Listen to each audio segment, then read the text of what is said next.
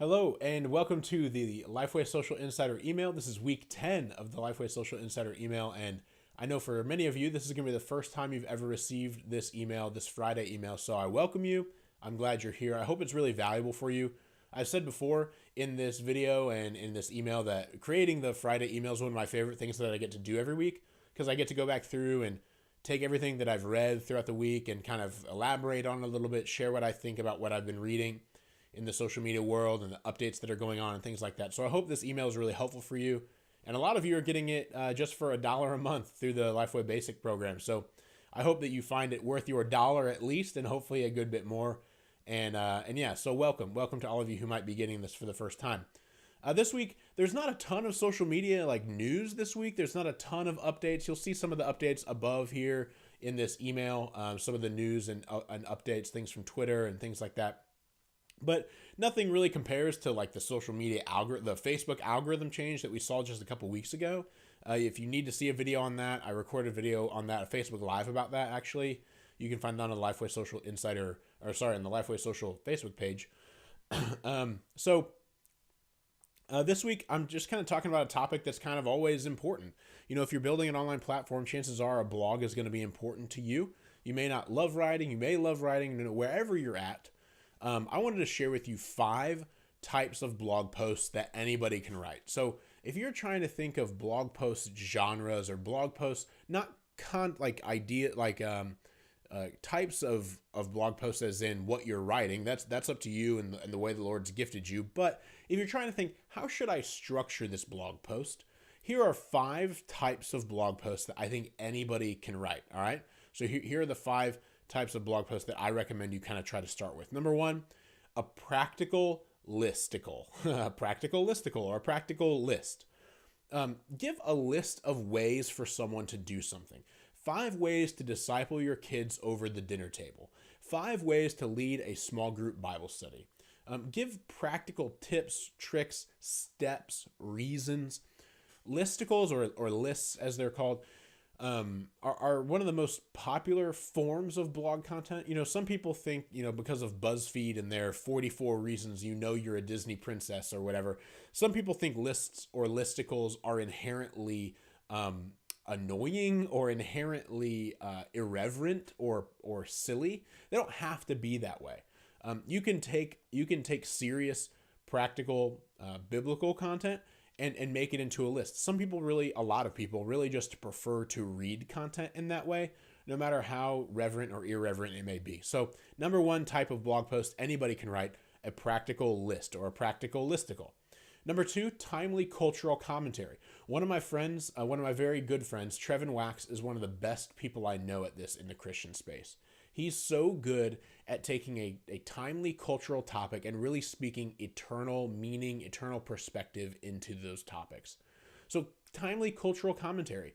At the bottom of this email, if you're viewing this in the Lifeway Social Insider email, you'll see a number of timely topics that are coming up, whether they be on the calendar or just kind of cultural moments and things going on. There are all kinds of timely topics you can talk about.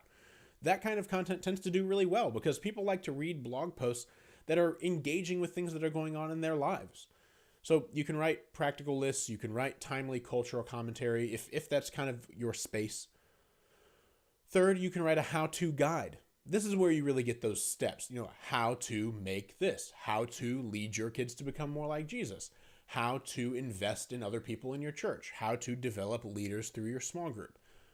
A how-to guide on how to do something, however niche or general it may be, or however eternal, how to disciple people or how to organize your office, whatever it is, however you feel like the Lord's gifted you, a how-to guide is a really useful kind of blog post. 4, a detailed explainer. Kind of a good example of this, if I want to toot my own horn for a second, a good example of this would be like the Jake Paul, Logan Paul blog post you may have seen I wrote a couple weeks ago. Where I explained who Jake and Logan Paul are, what they're doing, the controversy surrounding them. Really it was a 3,000 word blog post, and I want to say 800 to 1,000 words of it was just like biographical explanation of who these guys are. That's kind of a detailed explainer. So whatever that is. Maybe you're a church historian and you want to do a detailed explainer on a number of famous people throughout church history, or maybe you're in the parental space, the discipling children space, and you want to talk about a detailed explainer, the history of evening devos, or, I don't know. There are all kinds of ways that you can do detailed explainers that are interesting and engaging for your audience. Just picking a topic that you know more about than a lot of other people, doing your research, and kind of writing a miniature research paper, but think of it being more fun than that, I guess. And fifth and finally, an interesting interview. There are a lot of interviews in the Christian internet space, aren't there? Through podcasts or blog posts or otherwise. And some of them get kind of tired. Even if I like the person who's doing the interviewing and the person who's being interviewed, a lot of times people are just asking the same questions. Why'd you write this book? Or, tell me about your ministry, or things like that.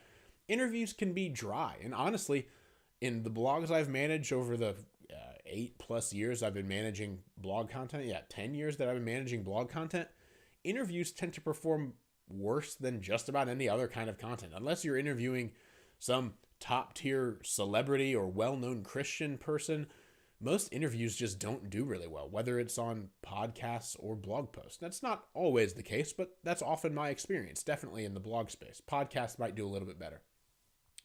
But an interesting interview can be really valuable. Asking people questions they're not typically asked, or asking them in a way they're not used to answering them.